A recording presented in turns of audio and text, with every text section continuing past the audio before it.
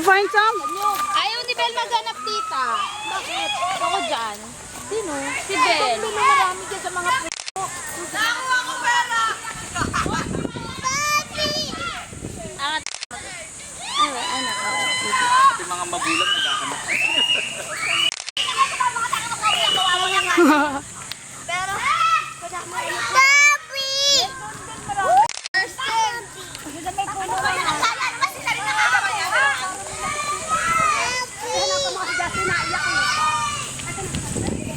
Himala si Kirsten, hindi nangunguha. Ayun nga, may hawak eh.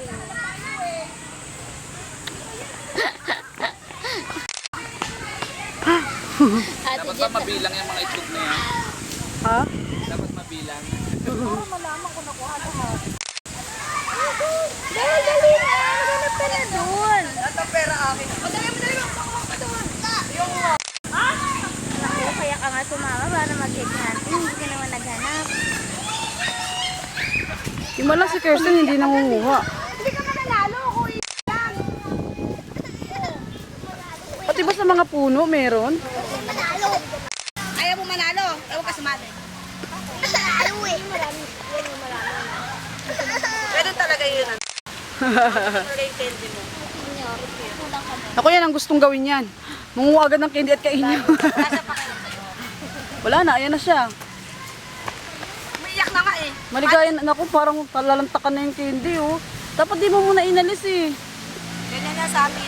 Bukan na lahat. Uubusin niya na. Yan. Ayaw mo na punutin yun. Nalaglag na yun dun. Kagabi nga si Amber, eh. Si Amber nga kagabi, dinakma na yung ano. Ano yung ano?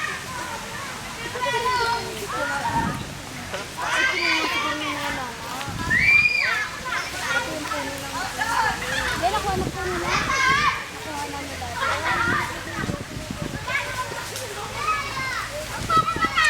Ah, si Aurora umakit sa puno. Aroray! Wala dyan sa puno!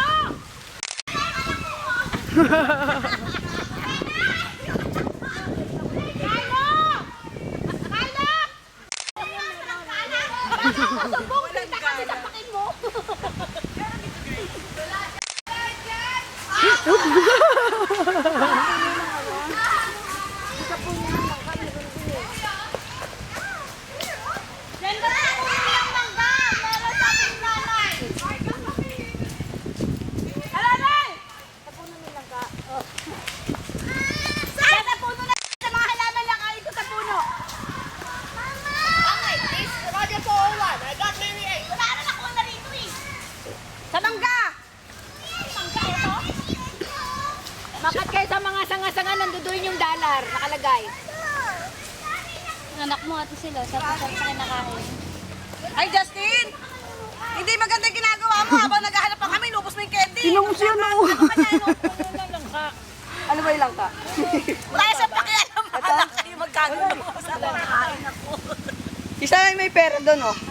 Hindi, madami. Ano, ewan ko, nakalimutan ko na. Pinakuha ko itlog, walang laman.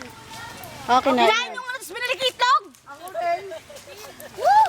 Dami ko nakuha. Baka madami pa, hindi nakukuha. Alam mo si Mike, ang dami.